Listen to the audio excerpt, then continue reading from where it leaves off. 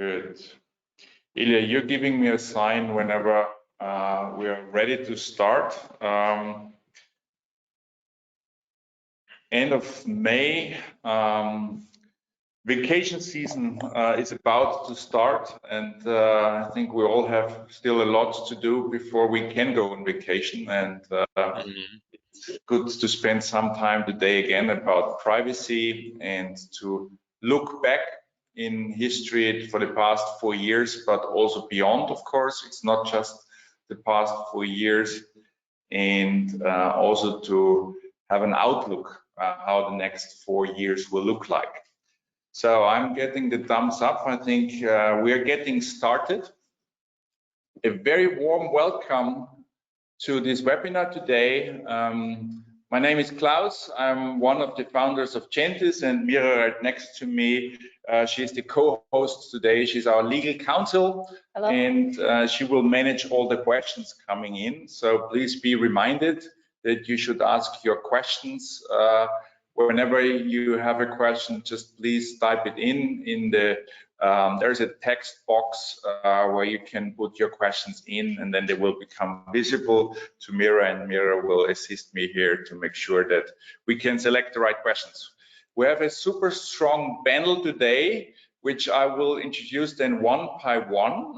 We're going to start with Aurélie first. She will give also a nice speech presentation to us, followed by Dr. Knyrim. There will be 2 presentations in total, and then we're going to switch to the panel discussion together with Michael and Alex. It's really great to have you all in. I made the quick math today in the morning. It's exactly 1,461 days ago that DSGVO or GDPR has become effective. It was not done in a day, of course. There was at least 2 years' time to prepare for it, and the real experts had significantly more time, of course, to prepare. So that's the motivation to make this webinar today. It's the 4th anniversary, and actually the question is whether we are celebrating this birthday or whether it's more a day of mourning, because for a lot of people it has been painful, and they are not yet done with all their homework. So some people may avoid making it a celebration of the birthday today, but this is up to you guys to decide on that. So in total 2 presentations, about 20 minutes, and then a discussion of around 30 minutes, and to wrap it then up. The webinar will be recorded, and of course I'm inviting you then to share the link afterwards. We will share the link at least, and I'm not sure, Aurélie and Dr. Knyrim, whether we can share then your slides as well afterwards. Maybe just thumbs up whether this is fine with you. Aurélie, yes. Dr. Knyrim, great. So we also can share then the slides afterwards with you. So that's good. Again, to be reminded that you will have the opportunity to ask questions, and all the questions I have prepared are less important than your questions. So let's make that super clear. We had, of course, a preparation. So the speaker panel is briefed about the topic and the questions we'd like to answer, but in any case, your questions will be more important coming in. So I will share my screen very briefly. So that should work. So already mentioned Mira and myself. Here you will see the 4 names of the speakers, and I will then introduce Aurélie first.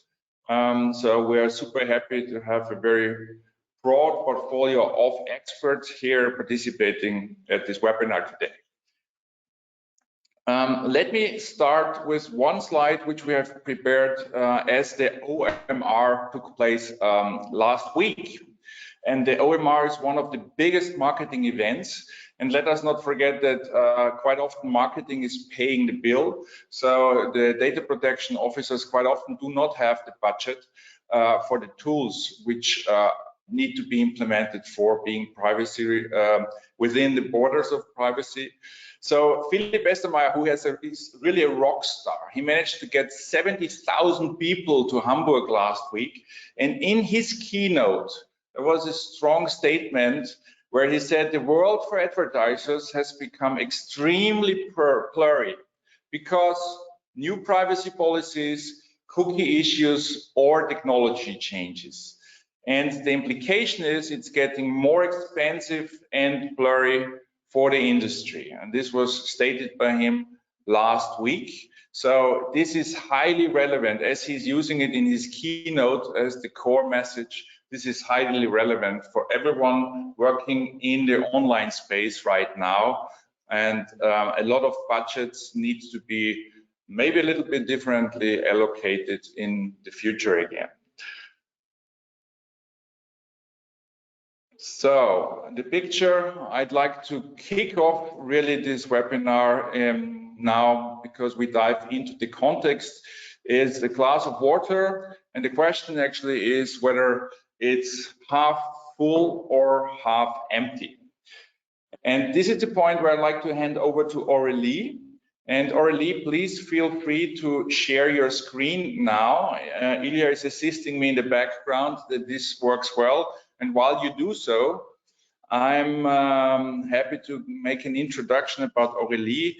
I met her very recently in Hungary at the Super Week, and Aurélie is an entrepreneur with statistical background and a translator of data protection legislation into technical requirements for products in search of market fit. She is an European Center for Privacy and Cybersecurity board member and owns her own consultancy company. She is a visiting fellow at the Maastricht University, and she's part of the expert group member of the European Union Observatory of the Online Platform Economy. So we are very happy to have Aurélie today with us. And Aurélie, the stage is yours. We cannot hear you. Yes, I just unmuted myself. Thank you for the introduction, Klaus, and thank you for the invitation to have a conversation about the past, the present, and the future of GDPR enforcement, what we're seeing today and where all this is going. So let me kick off my 10 minutes and try to be as clear as possible around what has been happening and where I think we are going in the next couple of years. I don't know if anybody knows this, but we were expecting, after all these consent notifications we got at the beginning of 2018 in preparation of potential GDPR enforcement, the 26th of May 2018 was actually a Saturday. So there were no huge fines that came out. Everything was calm on Place du Luxembourg. I'm not sure what was expected. I think Ubers might have been running or not running. I lose track of what's possible with Uber in Brussels, to be honest. It comes and goes. But clearly nothing really happened on the 26th of May 2018. Having said that, the GDPR was not really something new. I read this so many times, the new privacy doctrine from the European Union. Certainly when you read documents from abroad or across the pond, as I say, across the Atlantic. I just want to remind that the GDPR was not new, that the ink was dry, as you mentioned, back in 2016. So we had time to understand what this legislation was about. It actually came from the 1995 Data Protection Directive. So again, it was just a continuation of something that had been building for a while, and certainly since the 1970s in certain countries, or even the 1980s in more German-fun countries as well. It doesn't stand by itself. I always try to remind everybody when we talk certainly about surveillance, and as surveillance capitalism seems to have become the buzzword in the last couple of years as well. It has a twin sister called the Law Enforcement Directive that was passed at the same time. And most importantly, also, it's enshrined within the logic of a European construction around this fundamental right of privacy, as it's grounded within the Charter of Fundamental Rights and also the Treaty of Functioning of the EU. Last but not least, I'd also like to maybe highlight that there's a movie about how the GDPR came about. It's called Im Rausch der Daten. You can find it actually online. It's really interesting because it allows you to understand how these laws come about, because we had this feeling that it came out of the sky. It didn't. There's really a history there. So something I wanted to share as well is certainly when we talk to technical people, people who work in digital, data engineers, product responsibles, they always complain about this idea that the law is not a technical requirement and it's not clear enough. And what I'd like to highlight here is that the rule of law, first of all, is not meant to be a technical requirement, because it has to stand the test of time. And it is also certainly a living instrument in the sense that it comes from somewhere, it has a present, and it certainly also has a future. And there are rules as to how it comes about and how it will be interpreted.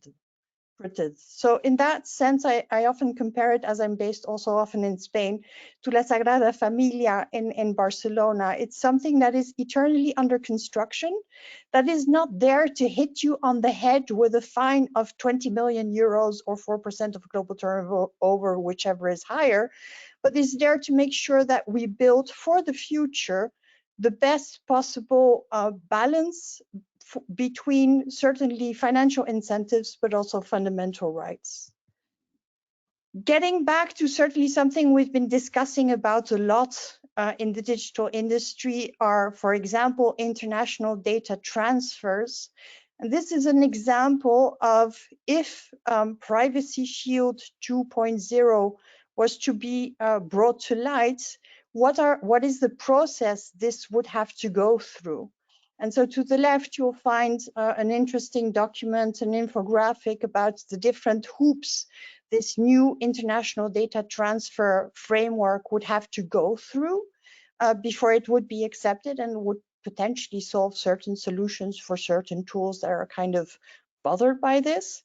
But to which we can also certainly, I think since yesterday or maybe 2 days ago, expect contestation from somebody who's also based in Austria. You might have heard about who is called Max Schrems, who already highlighted in an open letter a couple of days ago what would be his arguments if indeed this transatlantic data privacy framework would be brought to life under the current circumstances. So this to highlight that there is uncertainty on the markets, but one can prepare to understand where things come from and where they are actually going towards. Now, potentially we're catering here also to an audience of people who actually like data. So I wanted to share some data about the GDPR. As a data protection officer, I also actually care about KPIs. I'm also a former dataholic. So interesting to note that for 2021, the current calculations for the fines that were issued were around 1.3 billion euros. So this is a multiplication of over 5 times the amount of fines that were given between 2018 and 2020. So there is an acceleration taking root here that we're seeing also certainly with the graph on the right, which shows, and this was taken until the 14th of April of this year, the number of data protection and ePrivacy cases raised in front of the Court of Justice of the European Union. So there's more and more clarification that is going on in front of certainly the European courts in order to better understand what the GDPR means and how it should be implemented. It's an ongoing, as I said, the rule of law is a living instrument. It's an ongoing exercise that will increase with time.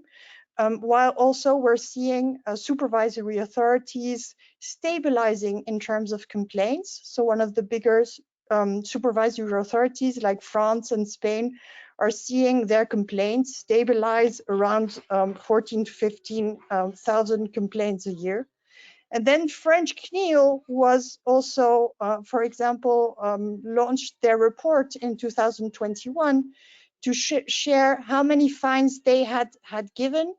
And this was around over 200 million euros this year in 2021. And you might ask yourself, are fines the only risk there?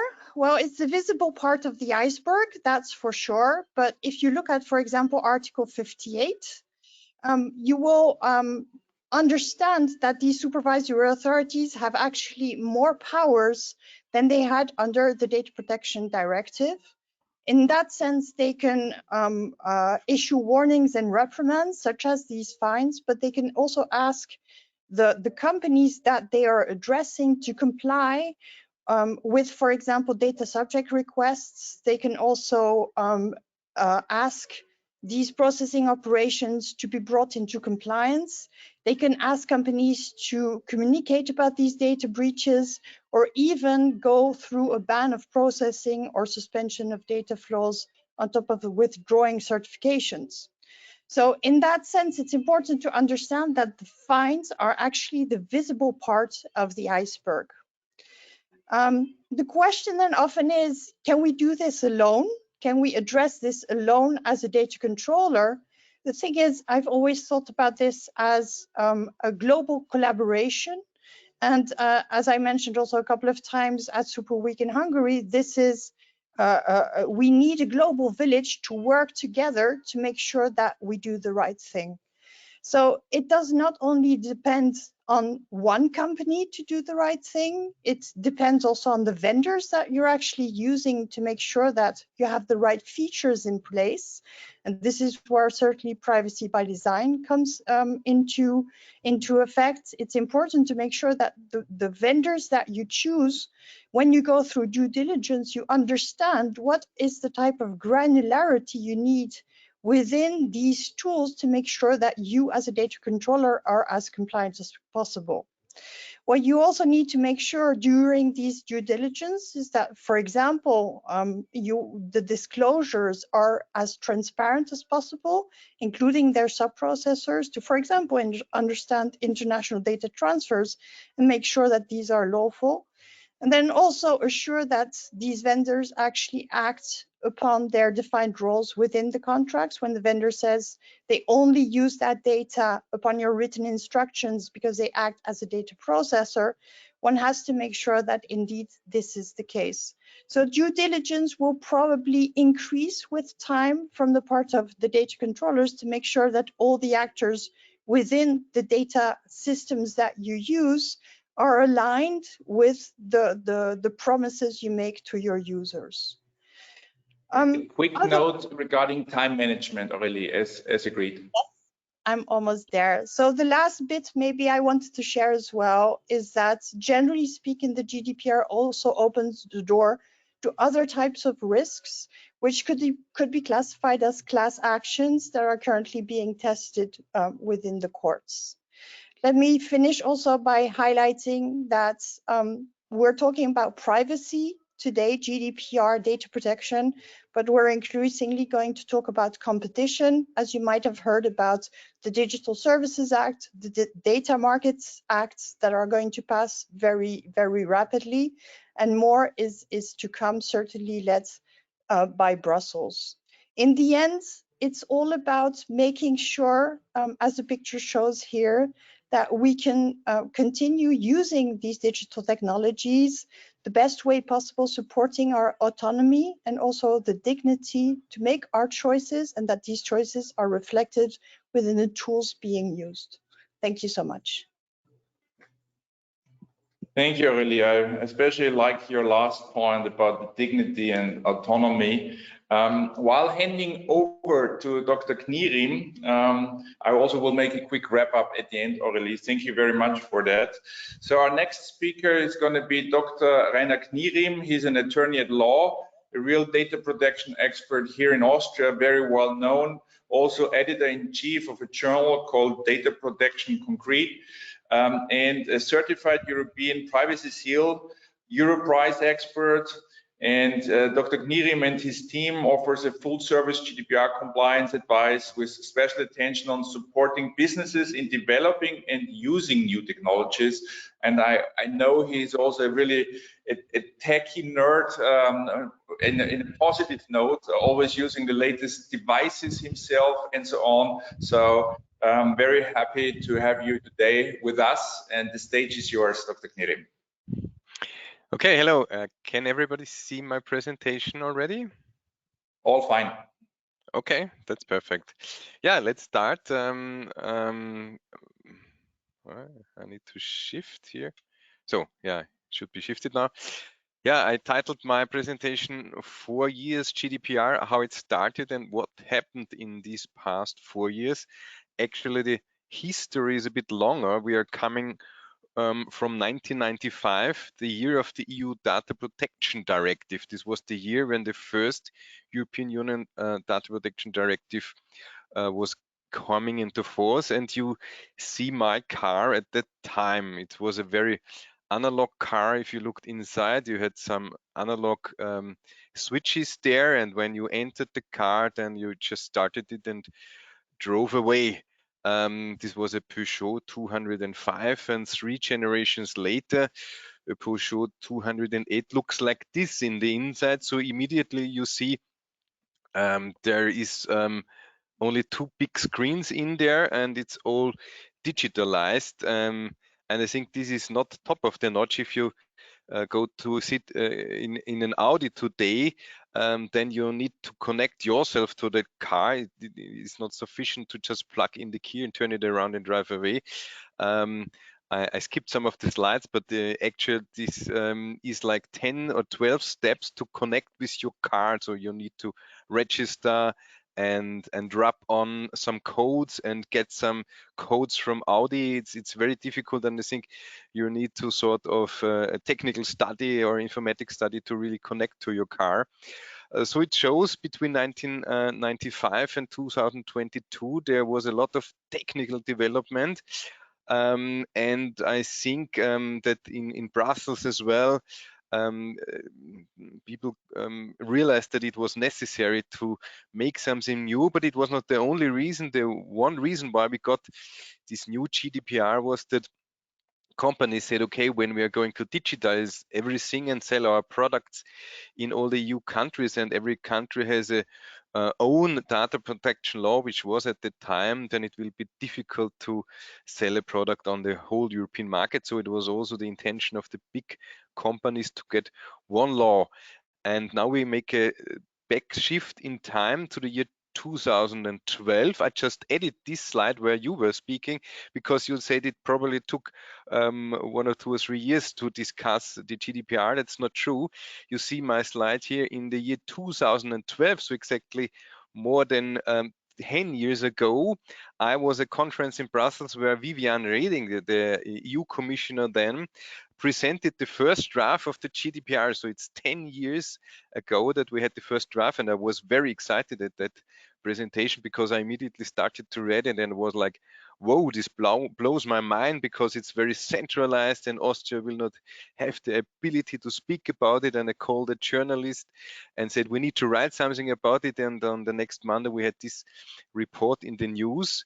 And from that on, it took 6 years until the year 2018 until the GDPR was there. And it was very funny to me that at that time there was a real mass hysteria on when it came. And you see here the cover on 4th of May of 2018, so like 3 weeks before the coming into force, where this news magazine covered "The monster is arriving, 12 tips survive the GDPR." And they had an interview with the head of the Austrian DPA, who said, should the offensive be massive, the fine cannon will also be massive. So everybody was fearing massive fines. And now I show you the development of fines in Austria. So in 2018, we had 9,000 euros of fine. I mean, this is the fines we know about. Maybe there were some more, but it was very few fines. In 2019, there was 61,000 euros. In 2020, there was actually a 90 million fine, but it was lifted then in the procedure later, so we ended up with only 850 fines. But last year in 2021, there was really a big rise in procedures and in fines, and we ended up with more than 16 million in fines last year. And I gave you these big numbers here. The highest one is 9.5 million. It was the Austrian Postal Service for not dealing correctly under the view of the Austrian Data Protection Authority with the contact form for data subjects. So they had a contact form, but not an email contact, and the authority said that's not okay. So it was a very high fine, I think, for that issue. Then we have learned recently that there was a bank who leaked an Excel file with personal data, which costed 4.2 million, just because there was one Excel file sent around, obviously via email, and it was not secured, and there was a lot of bank data and bank information on bank customers in there. Then we had 2 million fine against an Austrian loyalty program. Reason was the consent for profiling, which under the view of the DPA was not correct. And then there was a second loyalty program who got 1.2 million fines, but we don't know more details about it because most of these things we learned from press releases or press reports. So that's the fines, but it's not only the fine who is the problem for the company. A typical consequence of such fines is bad publicity in the media, a long-term bad image. If you ask an Austrian about typical companies which had to be fined, and they will know, okay, yeah, they were in the media and they were bad, and so it's quite a long-term bad image that can last for years, and it will be a lot of effort as well in marketing to better up that image. Then, of course, when a company gets such a big fine, this means that internally there is a lot to be done. So there is a huge internal time spending for restructuring of business and organization. You will enter huge costs for lawyers, which is great for us, but not for the company. Consultants will need to be paid, and you might end up in years of legal procedure on the fines, and you also need to have tax provisions for the fines, because you know you might get the fine, but it's still pending, so you don't need to pay it for now. So it's always in your balance sheet as a provision for the tax reasons. Yeah, and then as well, we now see that such fines might have even personal consequences for failure, mismanagement in GDPR. So yeah, there are a lot of issues, and so you should really think about what you're doing when you're doing the things. And yeah, let me do another time step back. Quick 9-minute reminder, Dr. Knyrim. Yeah, okay. I'm going to be fast now. We have here a boy 8 years old in the year where the Data Protection Directive started. And in 2018, this boy was a man, and you know this man. So this is not really a photo from Max Schrems when he was old. I used the photo from my old 8-year-old boy, but I made it that you can see him because I'm not showing my children in public. So that's Max Schrems. You all know him, and he has an interesting record. In the few years he has been in the business of privacy, he has succeeded in skipping the safe harbor agreement, having it skipped invalidated by the Court of Justice of the European Union, the so-called Schrems 1 decision. Then you all know the Schrems 2 decision on the privacy shield and the standard contractual clauses, which are now usable only with additional safeguards. But he doesn't stop here. He founded NEUB, this privacy NGO, and the next big hit he's now doing is cookies. And the first big section of this was that Google Analytics was forbidden by the Austrian DPA, and others have been following, like the CNIL in France. So you might think, what's next, or what Max Schrems is doing? Is he going to attack all cloud systems now? Will we have a Schrems 3 decision upcoming when we get this new data transfer agreement, or Aurélie was already talking about? So you name it, you can select what he's going to attack next. So what can you do to not be hit as the next one? And I think I thought about this in preparation of my slides, and I think you really need to distinguish innovation from marketing. And it's an interesting thing that I really see a lot. And there is one example that shows me that really people sometimes are really too much into marketing and not looking on the real innovation. I give you that example. You might have seen this TV spot, street ads, internet ads. Many people have not seen. Also, they are there for 1 or 2 years.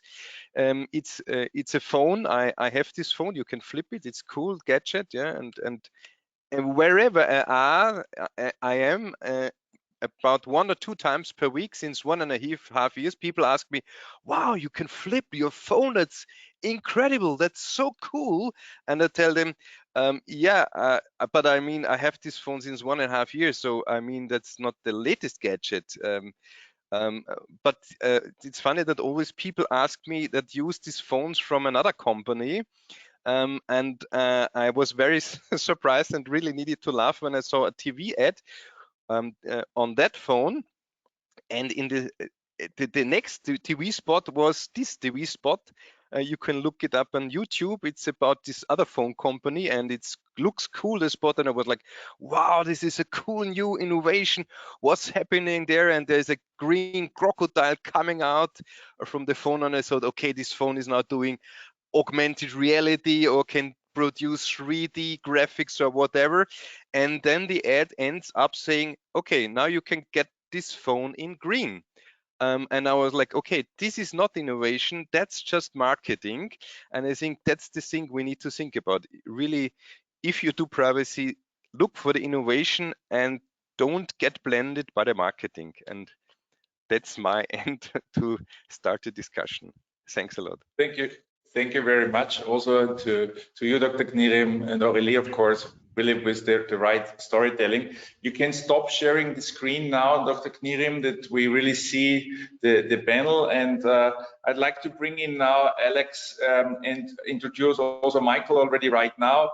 Alex Vetrovsky-Brychta, Alexandra Vetrovsky-Brychta is a general manager of a professional publisher here in Austria, Forum Verlag. But even more important for the discussion today, she's the president of the Dialogue Marketing Association in Austria. So she is representing a lot of small and medium-sized enterprises, also large enterprises. And Michael Pelzl, he is from Dentsu Group, one of the biggest agencies globally. And for example, Merkel also is part of the Dentsu Group, which is a very data-driven, highly focused and specialized on data agency. So great to have you both also in today. Michael has his background in many years with agencies since year 2016. He was working beforehand at Group M, and he was there when the DSGVO was introduced, and he made the integration and transformation there. So great to have you both in. Alex, coming with the first question to you. So how do you see 4 years of GDPR now for all your members? So speaking in name of these members, what's their view on where do we stand with GDPR right now? Yeah, first of all, many thanks for having me. Also in the name of the Austrian data-driven communication industry. I think we are facing more or less not the same challenges, but other challenges we also faced 4 years ago, because there are so many parts of the GDPR where we still do not have legal certainty, and you still need to do the best, but you have always the problem that you are relying on decisions from courts, where in special parts of the GDPR, it is not crystal clear how you really should adapt those rules. One example is the last weeks there is the new decision, or this discussion, not decision, discussion in Germany about the legitimate interest. If the legitimate interest is really a reason to have direct marketing, or is it not? And I think this shows once more that there are still so many parts where the SMEs, especially the SMEs, still not really know how to handle those things. I think we have now many decisions. The best one is the one about transferring the data to US, latest in January with Google Analytics and all which has been mentioned already. For this part, I think it's clear, and there you need to do something. But there are still, still open issues and open questions, and I think this will be also the case within the next 4 years. So it is still one of our primary goals to make sure or to provide our members and especially the Austrian companies with legal certainty. Okay, thank you for that. So about certainty, and at least some points have been now made super ultra clear, for example, like transfer of data from the European Union to the US. Michael, what's your personal take, speaking for one of the big agencies there and doing a lot of consulting, of course? What's your take? Where do we stand with GDPR 4 years after becoming effective? So actually, I just pick up, it was, although we know that GDPR was finalized in 2016 and we had 2 years of preparation, in 2018 back then, it seemed like a surprise. And I think nearly nobody was really prepared for 2018. So we had to deal with some child issues at the beginning and getting some clearance with the rulings that we have now. But to be honest, I think as we get more and more rulings and we know more and more, we see it more and more clearer what has to be done, more questions will arise. So we're coming from the outer to the inner side. So I think right now we are a little bit less confused than 2018. And I hope that in 2026, we will be also a little bit less confused than today.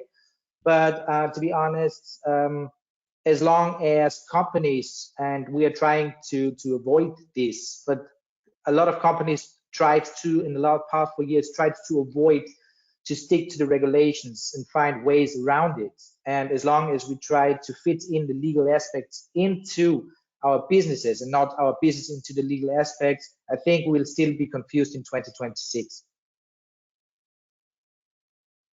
Okay, well, that's that sounds like a very realistic outlook on that. We have heard today already a lot about fines and so on. So it's a lot about risk, actually, what we hear, and we also have heard that it's not just about fines, but also about a lot of resources it would take and brand reputation it will cost in addition. Aurélie, what's your take? How many of the companies have considered that as an opportunity more than a threat from your point of view? Or in other words, do people just believe it as a threat, or do you know companies who see it as a clear competitive advantage to go towards this direction? Well, I think there's a bit of both. It's your glass that is half empty and half full, and it really depends how you look at it. And I think Michael is also right. Either you try to shoehorn your tool within a legal framework that is increasingly being clarified, or you start from scratch by saying, I accept my responsibility. And I think this is an interesting opportunity to do different. And in certain sectors, I'm really starting to see certain companies compete on privacy. So I think there's an opportunity for it. Having said that, certainly also acting as DPO for a CDP. I've never been convinced about first mover advantage when it comes to privacy, because it's very difficult to define privacy by design by best practices. And once they have been defined, they're very easy to copy. So yes, I think those that will be able to compete on privacy are the ones that thought about privacy baked into their technological setup from the beginning, and will increasingly compete because that risk is increasing as well, and that the market is asking for it. But it's not a day one competitive position. It's one that you build through time and building up trust and being well positioned. I think it was also Peter Henze that talked about this idea of legacy. If you do it wrong from the beginning, to try to correct it afterwards is going to be more costly. So competing on privacy will increase for those certainly who have set up the right basis for this, and will have, increase, I think, their market share, as also hopefully the data controllers, the companies, the advertisers looking for the right technological fit will ask the right questions. So Alexandra talked about this idea of crystallizing, understanding legislation. It's also about the market understanding and asking the right questions. It's all of us going in the same direction. Well, thank you for that, Aurélie. And of course, I liked it a lot, representing one of the younger companies, that the later you started, the more likely you have this privacy by design in your legacy, that you have factored that into your processes and products, which is also nice on this planet, that it's not always the biggest and oldest companies who win at the end of the day, but sometimes it's also the new kids around the block who have a stronger proposition out there. Dr. Knyrim, you have spoken about innovation, very visual with the two devices you have shown. What kind of innovation did you see very recently in the market, which you'd like to share with us when it comes to privacy? Is there anything in your mind where you think that's something which is innovative, that's the right way of seeing as an opportunity, as a competitive advantage? I know that you're also dealing with various companies here in Austria who are also very innovative, who have to crack the nut about new challenges ahead. Anything you want to share with us? Yeah, I've seen one example some years ago already, and that's funny because it's a subject that the Austrian DPA is dealing with from time to time. It's GPS trackers in cars, and you can build GPS trackers in cars, of course, that they're tracking every second the car is driving and where it is driving and how fast it is driving and what the driver is doing. And then if you build this in your company cars and have your employees drive them around, then you might have a privacy issue. And we had one company, they were selecting such a GPS system for their company car fleet, and I told them, okay, maybe you select 3 or 4 companies, and then we discuss on good and bad things. And then like 1 or 2 months later, they called me and say, yeah, we found one company and they have a privacy seal, and we should have a look at it. And this company, in my opinion, had a big advantage because they had built a system that was collecting less data and more useful data, and had really privacy by design built in there. And I suggested them to buy this software and trackers, because they might not have these problems. And they took that company, and then you can find decision of the Austrian DPA saying, okay, you're not allowed to build such a tracker in your car if it collects too much data. There was a very recent decision I think even from the second or third instance, saying it was not okay to build something like this in there. So you can get advantages. And yeah, if I look on my screen, I see a company called JENTIS, and they have also technical innovation, of course. And that's why, for example, I suggest to my clients to look on the JENTIS solution, and because it might solve their cookie issues, because all companies dealing with Google Analytics now, of course, have an issue with that. Well, thank you for that, for sharing this example, and of course also for highlighting one of the interesting points we put a lot of energy into. Michael, bringing you in, you mentioned last time when we had the briefing meeting, the opposite of innovation is criminal innovation. I found that very interesting. Maybe you also want to share something on that, because we have each day the opportunity to decide whether we go left or right. Do you want to share with us the criminal innovation you were addressing? Yeah, sure. Happy to. No, actually, innovation is always a two-sided route. So you have the innovation, like Dr. Knyrim just pointed out, that actually helps, where you go with privacy by design and where you try to help. But there's always the other side, the criminal innovation. I actually, on the private note, got quite some proposals for we can solve your cookie issues by masking who you really are and stuff like that. And every time something changes, every time some topic comes up with new legal obligations or necessities, there will always be criminal innovation. So I think it will be also hard for companies to decide which route of innovation do we go. And if you have a bad gut feeling about this innovation because it tries to avoid legal consequences more than to address those, you can always make an educated guess about the legal accessibility of such innovation and such products. As I pointed out, for example, one proposal I got was you can use all your cookies, even the Google Analytics cookies, because no one will ever know that they came from you. On one hand, on the other hand, also might sound a little bit strange for me also to point out the JENTIS solution doesn't do that. They go the legal correct way. And so you can see on this solution side already, you have two routes. You can go choose the one that works legally better.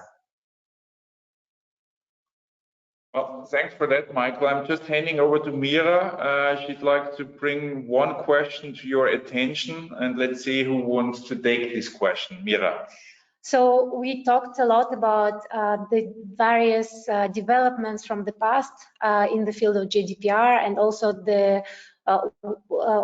you talked about the what we can expect from developments of GDPR on one hand, and there is also a lot of innovation happening. So that all creates a lot of uncertainty for those who are applying GDPR. Maybe you have a couple of pieces of advice on how to navigate this volatility in application of this law and also be practical about it. I don't know, maybe this could be addressed by everyone on the panel, but yeah, I would maybe that's not only a question for lawyers. Yeah, I would like to take this question because it is something what I also want to bring in, because you mentioned that the volatility of those decisions we are getting, and this is what I'm also referred in my opening statement, so that there are still so many open questions where we have to wait. I think the most important thing, and this is what we are always recommending our members, is that you should be always up to date and take it seriously. And not only take it seriously because of the law, because a law is a law and you have to be compliant, but take it also seriously because the data are not your data, the data are the data of the users. So, and this is one of the most important things, in my opinion, you have to take care of if you do data-driven marketing. If it's digital data-driven marketing, or if it's analog offline data-driven marketing, it's always the matter of fact that the data are not yours and you can use the data, but you should use it in a way that your customer, your client, the user likes it and gets a benefit out of it. And if you are providing this, and if you are then transparent with your how you use the data and for what purposes, there should be no reason why your customers will not give the consent, for example, for it.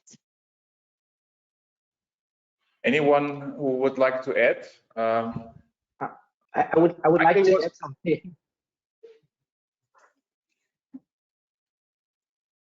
Actually, agreeing with everything. One tip I would. Can you hear me? Yeah, you're breaking up slightly. Let's do it again from the beginning, Michael, please. Okay, I'm agreeing with everything that was just said. I only have a short tip, and this is one that served me quite well through my whole career. It's consult an expert. Get an expert to navigate through those. Just a short example. If you want to have a nice haircut, you go to a haircutter. You go to an expert. So don't try to solve issues you're not competent in yourself. If you have big questions, if you're working with data but actually finally doesn't belong to you, it belongs to the users, consult an expert for that. Knyrim? Yeah, as I'm an expert and I'm consulted from time to time, not daily. Yeah, it's true. We have a lot of volatility. We have at the moment more than 20 cases pending with the European Court of Justice, where we are waiting for answers, and I think we will get many more. But still, one good idea is to stick on the basic principles of the GDPR, which are all to be found in Article 5. And if you stick to these principles, it's always a good thing, because then they already give you a good guideline where to go. And the next tip is that you could look up if there are guidelines from the European Data Protection Board, because they now have produced quite a lot of guidelines on different subjects, and some of them are like 20-30 pages. They are not easy to understand. You have experts like us to read them and explain them to you, and they are always very strict from the content side, but then you get an idea how strict the Data Protection Authority thinks about the issue, and then you can think, okay, can I do this? Or maybe we can interpret it a bit less strict, but it gives you a guideline. That's why these papers are called guidelines. Good. Thank you for that. And Aurélie, I also want you to take the view of, because you have this statistical background, one could say, so why do we need all the data? I mean, why do companies pay so much attention to getting the data? If you don't have it, you do not do anything wrong. But obviously, data is valuable. So what would be your answer? Why is it so important to get data right? I think when we talk about optimization of products, of experiences, of product building, data is extremely useful, but it's not, how should I say, the magic bullet for everything. And this is where balance needs to be found. And related to the previous question, I think there should be obviously talk to experts like Dr. Knyrim to understand where the position of the supervisory authority lies, the courts at the European Court of Justice, potentially human rights also at some point, I think, to also grasp the risk you're facing, because the sectors, for example, Alexandra is catering to media publishing, doesn't face the same issues when it comes to risk with respect to data protection, but also the position within society of media. And so in that sense, once you have an idea of what is your bandwidth, what are your obligations, what are also your consequences in terms of revenue, I think something that is extremely important as well is to make sure that you collaborate, first of all, internally with your teams, that you don't get data engineers that become rogue because they decided to do something with the data for which the initial purpose wasn't set out to be. So really culture of respectful uses of data, and also collaborating together with your vendors to make sure that you have each other's backs. And this is how you balance for that risk, making sure you can use the data on the one hand to support your business, but also support fundamental rights. So it's a balancing act that might also become sectoral at some points. And I think it should. That's maybe what I envy in the United States and miss a bit in Europe is we have these cross-sectoral legislations that don't have the same consequences, and maybe it would be good to start thinking also per sector or more vertically to find these right balances. Let's see what the future brings. And I mean, already kind of going towards the end of this 1 hour webinar. Unfortunately, time is always passing by very quick. And asking then Michael first.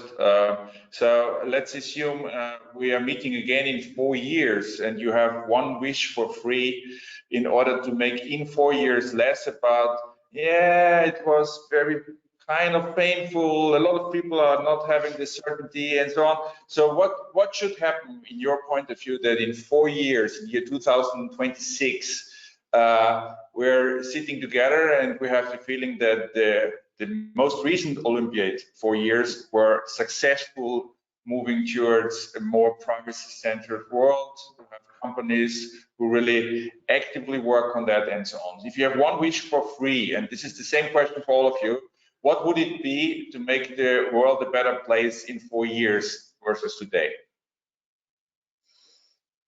It's a hard one. Actually, not only companies recognizing their obligations, but also especially users realizing that it's their data and that there are obligations and rights connected to that, so that they make educated decisions and that they actually control their own data flows. This would be my wish. Users knowing how to use their own data and actually caring about it. Good. I like the empowerment of the user a lot. Coming to Dr. Knyrim, what would be your wish, or what would you want to change for the next 4 years? My wish would be that we just have more European IT industry. When I was young, computers were built in Germany, in Europe, software was built in Europe. Now it's all not built in Europe, and my wish would be that we get back on our feet in Europe. That government and European Union sees the point of really also funding projects, funding companies, startup like yours. That we get more of these good inventions and good ideas in the future, and then in 4 years we can say, okay, we got back some of the technology, and we are not only privacy leaders in Europe, but as well IT and technology leaders, or try more to be it. I adopt that we will be able to do it in 4 years, but we can try to, and really smaller the gap which has been in the last decade, which got bigger and bigger, and we sort of lost the track in the IT industry in Europe quite a lot. I think that would be my wish. Right, thanks. And it also would mean a lot of jobs in Europe. Yeah, if I just take that to the next level. Alex, what would be your point on number 1 on the wish list? My wish would be more European alignment, because it is still the fact that there are several different opinions throughout the European member countries. Even if they try to align more and building task forces, but with the recently cookie banner debate and discussion, which should be or should have taken place on a European level, it looks like that this European task force about those cookie banners is not going to succeed, and there will still be some different decisions in different countries, which makes it not very easy. So if we're talking about European legislation and the European GDPR and European innovation, let's also talk about European alignment. Okay, thank you for that. So Aurélie, you have kicked off with your presentation. I also want you to have more or less the last word here in this round. What would be your one movement, one initiative you'd like to become true? Well, thank you for leaving me the last word. I'll go back to my roots in terms of statistics. I would like purpose classification. I would like a European institution or even a global institution to work on the classification of purpose, because all legislation around privacy is based on this idea that you use data for a certain purpose, but we have problems defining those purposes. And when you talk to somebody about one purpose, they understand something and somebody else understands something else, and the data goes in all ways. So purpose classification would be something that I've been dreaming of for the last 5 years. Great, thanks for that. And just to put the light on what you said beforehand, and just to briefly wrap that up, I mean, I think experts are needed. No company should just believe that they can do it somehow right. Obviously, it's in the privacy field, please talk to experts, but also in the agency field, working with data, of course, please talk to the experts. They can get the maximum out of the data, which pays salaries at the end of the day. Let's not forget about that. We see a strong movement in Europe. Streaming today from Austria, we see that Austria has taken a kind of a leadership role due to Max Schrems, due to Frau Jelinek, Mrs. Jelinek, from the Austrian Data Protection Authority, making bold moves versus Google and so on. So let's use the momentum. We can change the world. We are on the pro side of half full and not half empty. We're going to meet for sure again. We do not have it yet in our calendars in 4 years. I like the picture of the Sagrada Familia, which is unfinished, but it's the biggest cathedral in work nowadays on this planet. And there were passionate people who started this project. I also like the technology, the innovation style you brought up, and with the pictures you have shown, Dr. Knyrim, with your Peugeot and the old and the new world. Thank you for bringing in the voice of the SME market, Alexandra. Large enterprises are more easy to cope with their legal counsel and so on, but the major part of the industry is small and medium-sized enterprises, and we must not forget about them. So there's still a lot to do, but law is not something which is just the final recipe to do it right, as Aurélie pointed out. It just gives us the direction we should start moving. And thank you very much. Kudos and thanks for the speakers today. The questions we have brought in, we have tied it in. There's a few left, but unfortunately an hour was probably too ambitious for doing everything. Thank you very much for staying with us until the end of this 1 hour session, and sending my regards to Belgium and of course to all the locations we had people participating today from. Thank you very much and talk soon. Bye. Thank you. Bye. Thank you. Bye bye. Bye bye. Thanks, bye. Bye bye.